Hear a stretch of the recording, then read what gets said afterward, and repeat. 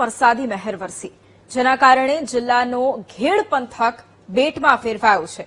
અસંખ્ય ગામડાઓ સંપર્ક વિહોણા બન્યા છે।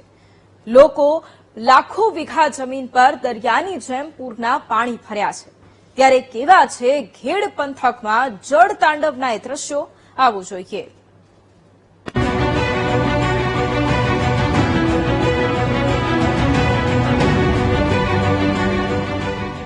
ઘેડ જૂનાગઢ જિલ્લાનો એ ભાગ જે રકાબીના આકારનો બનેલો છે, જ્યાં દર વર્ષે ચોમાસામાં લોકોની મુશ્કેલીઓ વધે છે।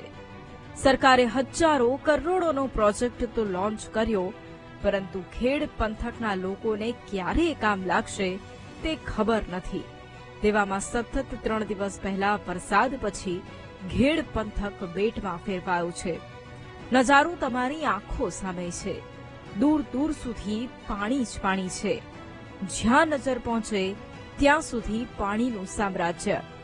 વચ્ચે એકમાત્ર રસ્તો દેખાઈ રહ્યો છે, જેના પર પણ ટેમ્પો, રિક્ષા જેવા વાહનો ફસાયા છે, જેમને જેસીબીની મદદથી બહાર કાઢવામાં આવ્યા છે। દ્રશ્યો માણાવદર તાલુકાના છે, જ્યાં વરસાદ તો શમ્યો, પરંતુ પૂરના પાણી ઓસરવાનું નામ નથી લઈ રહ્યા। 12 જેટલા ગામો હજુ પણ ઘેડ પંથકમાં સંપર્ક વિહોણા છે। વીટીવી ન્યૂઝની ટીમ ઘેડના મેખડી પંથકમાં પહોંચી તો અહીં જળબંબાકારની સ્થિતિ જોવા મળી। ખેડૂતોએ આગમ વાવણી તો કરી, પરંતુ પહેલો જ વરસાદ આફત બનીને તેમની મહેનત પર પાણી ફેરવી ગયો। 3 દિવસ પછી પણ અહીં જળબંબાકારની સ્થિતિ જોવા મળી। ઘેડ વિસ્તાર કહેવાય, આમળા વિસ્તાર, જ્યાંથી મેખડી વિસ્તાર આવી જાય, આ બધા પાણી નીકળાય નહીં, દર વખતે આવે। માંગ બસ રસ્તા ઊંચા આવે અને પુલિયા ક્યાંય નાના પુલા હોય એ બધી અત્યારે કરી દી, એવી માંગ છે, અને નદી પોળી કરવા।